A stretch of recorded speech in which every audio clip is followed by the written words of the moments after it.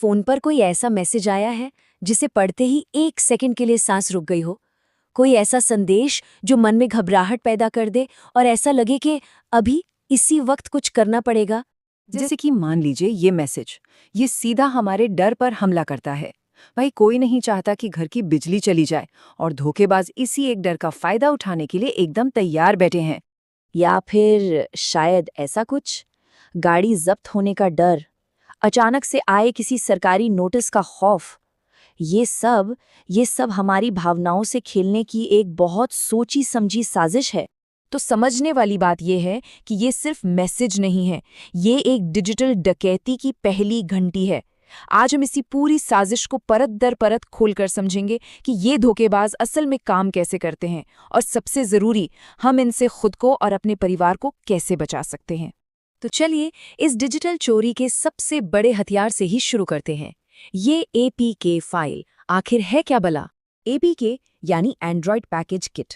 इसे आप एक तरह का रेडी टू इंस्टॉल बॉक्स समझ सकते हैं। इसी बॉक्स के अंदर वो सारे कोड, रिसोर्स और डेटा होते हैं जो किसी भी ऐप को हमारे फोन पर चलाने के लिए जरूरी है। देखिए, फर्क समझिए। जब गूगल प्ले स्टोर से कोई ऐप डाउनलोड होता है तो वो एक भरोसेमंद ब्रांडेड शोरूम जैसा है जहां हर चीज जांची परखी होती है। लेकिन जब वही एपीके फाइल व्हाट्सएप या एसएमएस के किसी अनजान लिंक से आती है तो वो सड़क पर पड़े एक लावारिस डिब्बे की तरह है जिसके अंदर कुछ भी खतरनाक हो सकता है। और धोखेबाजों की चालाकी भी तो यही है। वो इन खतरनाक फाइलों को नाम ऐसे देते हैं जो सुनने में बिल्कुल असली लगे।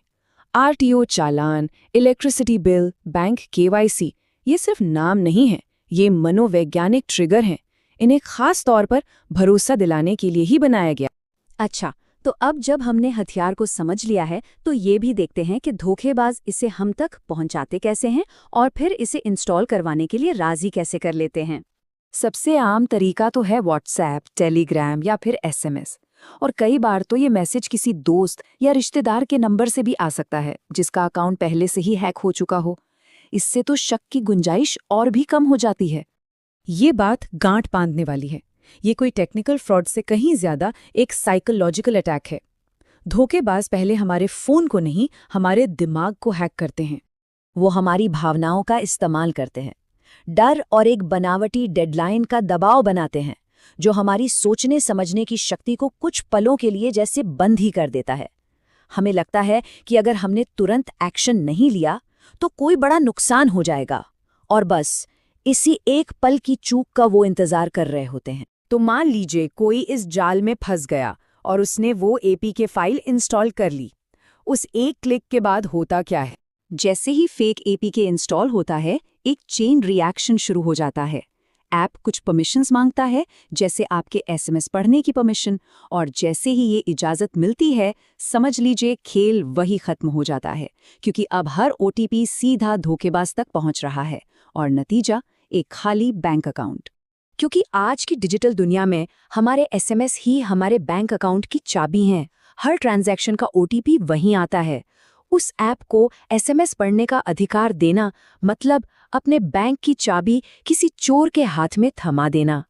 और कहानी यहीं खत्म नहीं होती। पैसों का नुकसान तो बस शुरुआत है। असल खतरा तो इससे कहीं ज्यादा गहरा है। जरा सोचिए, इन ऐप्स के जरिए धोखेबाज हमारे फोन पर पूरा का पूरा कंट्रोल पा सकते हैं। वो जब चाहें हमारे फोन का कैमरा और माइक्रोफोन ऑन करके हमारी सबसे निजी बातें रिकॉर्ड कर सकते हैं, हमारे कॉन्टैक्ट्स चुरा सकते हैं, हमारी गैलरी देख सकते हैं। ये सिर्फ चोरी नहीं, ये एक तरह का डिजिटल अपहरण है, जहां हमारी पूरी डिजिटल जिंदगी उनके कब्जे में होती है। तो अब जब हमने खतरे की गहराई को समझ लिया है, तो चलिए इससे बचने के ठोस कदमों पर बात करते हैं। रोकथाम और इमरजेंसी में क्या करना है, दोनों पर। अगर आज की इस पूरी बातचीत से कोई सिर्फ एक बात याद रखना चाहे तो वो यही होनी चाहिए: कोई भी सरकारी विभाग, कोई भी बैंक या आरटीओ कभी भी किसी भी हालत में व्हाट्सएप या एसएमएस पर कोई ऐप इंस्टॉल करने के लिए नहीं भेजेगा। ये एक सुनहरा नियम है, इसे कभी मत भूलिए। जब भी प्ले स्टोर के बाहर से कोई ऐप इंस्टॉल करने की कोशिश की जाती है तो हमारा फोन हमें एक चेतावनी देता है। ये हमारे फोन का अपना सिक्योरिटी गार्ड है। अगर कोई ऐप या मैसेज आपसे इस सेटिंग को ऑन करने के लिए कहे तो समझ जाइए कि ये 100% खतरे का संकेत है। कुछ आदतें हैं जो हमें इस धोखाधड़ी से हमेशा बचा सकती हैं। सबसे पहले शक करना सीखें। व्हाट्सएप या एसएमएस से आई किसी भी अनजान एपीके फाइल को कभी भी इंस्टॉल ना करें। हमेशा ऑफिशियल ऐप स्टोर का ही इस्तेमाल करें और वहां भी ऐप के डेवलपर का नाम और रिव्यूज जरूर जांच लें। और अगर कभी गलती से ऐसा कुछ हो भी जाए तो घबराना नहीं है, रिलैक्स होकर तुरंत ये 4 कदम उठाने हैं। पहला, फोन को फौरन इंटरनेट से डिस्कनेक्ट करें, वाईफाई, मोबाइल डेटा सब बंद कर दें। दूसरा, उस खतरनाक ऐप को तुरंत अनइंस्टॉल करें। जरूरत पड़े तो फोन को सेफ मोड में स्टार्ट करके हटाएं या फैक्ट्री रीसेट ही कर दें। तीसरा, किसी दूसरे सुरक्षित फोन या कंप्यूटर से अपने सभी बैंकिंग, यूपीआई और ईमेल पासवर्ड्स तुरंत बदलें। और चौथा, अपने बैंक को फौरन इस घटना की जानकारी दें ताकि वो आपके अकाउंट पर नजर रख सके। अब अंत में इस मुद्दे को सिर्फ व्यक्तिगत सुरक्षा से आगे ले जाकर एक सामूहिक जागरूकता और सामाजिक कर्तव्य के रूप में भी देखते हैं। सोच समझकर क्लिक करें और बिना जांच के एपीके इंस्टॉल कभी न करें। ये सिर्फ एक सलाह नहीं, आज के डिजिटल युग में सुरक्षित रहने का मूल मंत्र है।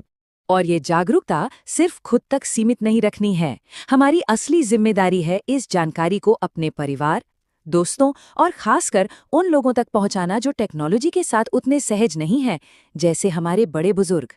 और इसी सोच के साथ हम आज की चर्चा को समाप्त करते हैं, लेकिन एक जरूरी सवाल के साथ। हम खुद को तो शायद इन तरीकों से बचा लेंगे, पर एक समाज के तौर पर हमारी क्या जिम्मेदारी बनती है उन लोगों के प्रति जो इस डिजिटल दुनिया में नए हैं? हम उन्हें इन खतरों से बचाने में और क्या बेहतर कर सकते हैं, इस पर सोचना बहुत जरूरी है।